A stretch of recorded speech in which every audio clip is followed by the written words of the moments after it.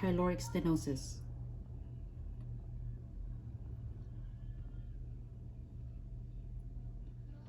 Pyloric stenosis is the thickening or swelling of the pylorus that causes the narrowing of the opening from the stomach to the intestine, which blocks the stomach contents from moving into the intestine.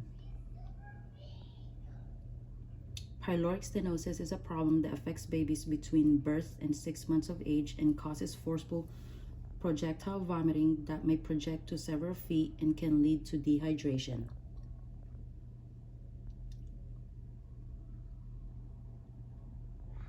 This is the normal anatomy of the pylorus versus the pyloric stenosis.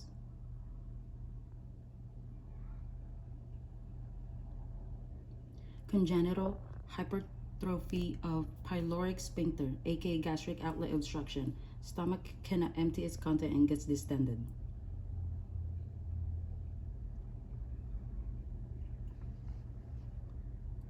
Babies at high risk.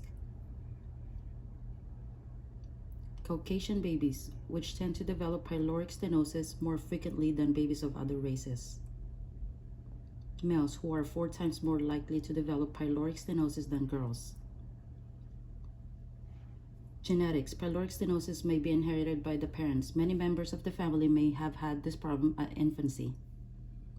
Signs and symptoms. Weight loss, lack of energy, ravenously hungry despite vomiting, fewer bowel movements, constipation, frequent mucus stools. Infant feeds well for first to 2 to 3 weeks, most common age of presentation 2 weeks to 2 months. Severe malnutrition and dehydration is present. Diagnosis for pyloric stenosis. Blood studies. These tests evaluate dehydration and mineral imbalances.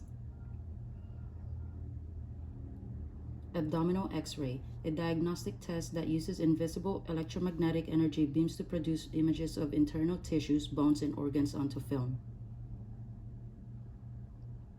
Abdominal ultrasound, a diagnostic imaging technique that uses high-frequency sound waves and a computer to create images of blood vessels, tissues, and organs.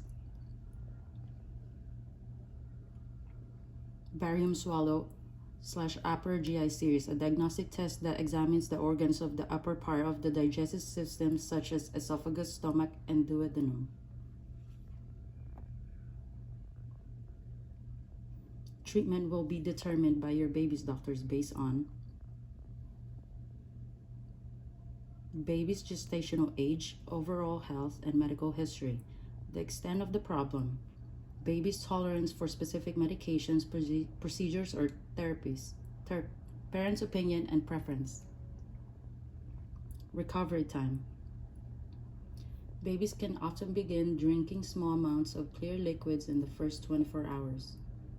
Babies may still vomit for several days after surgery due to swelling of the surgical site of the pyloric muscle.